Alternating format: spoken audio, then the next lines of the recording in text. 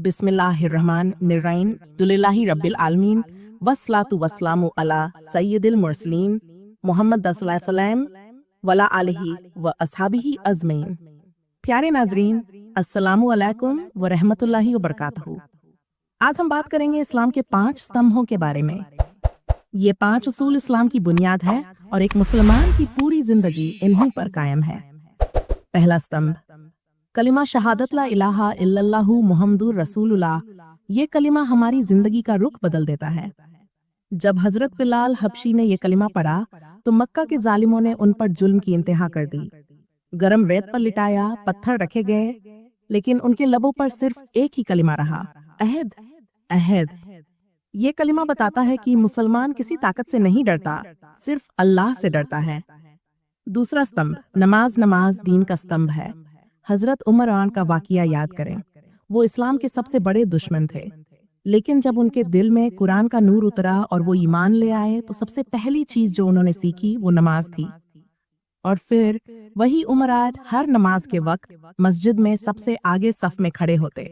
नमाज इंसान को बदल देती है। जैसे एक बाग को बारिश जिंदा करती है, वैसे ही एक मुसलमान को नमाज जिंदा करती है। तीसरा स्तंभ, रोजा। रोजा तकवा सिखाता है। एक मर्तबा एक सहाबी ने पूछा, या रसूल अल्लाह, रोजे से हमें क्या फायदा होता है? आप सल्लल्लाहु अलैहि वसल्लम ने फरमाया, रोजा ढाल है। जैसे कोई इंसानी वार से बचने के लिए ढाल पकड़ लेता है, वैसे ही रोजा बंदे को गुनाहों से बचाता है। रमजान में जब एक गरीब भूखा बैठा होता है और एक अमीर शख्स भी रोजा रखता है तो दोनों एक ही हालत में होते हैं। यही बराबरी और भाईचारा रोजे की असल रूह है। चौथा स्तंभ, ज़कात।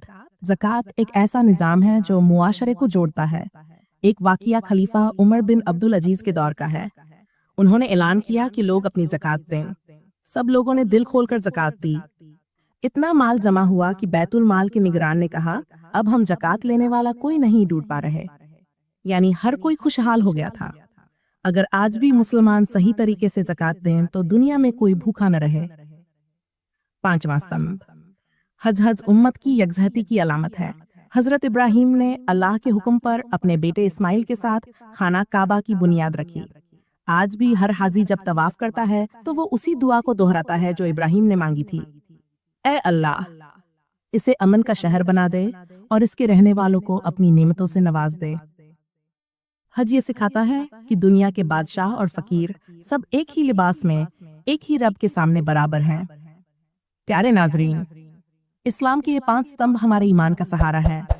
ईमान की बुनियाद, दीन, नमाज, अल्लाह से तल्लुक, रोजा, सब्र और तकवा, ज़कात, मुआशरती अदल, पर हज उम्मत की वहदत। जिसने इन स्तंभों को मजबूती से थाम लिया उसका ईमान भी मजबूत है और उसका अंजाम भी इंशाअल्लाह जन्नत है।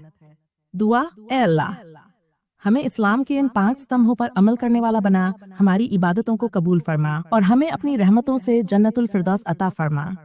आमीन या रब्बल आलमीन।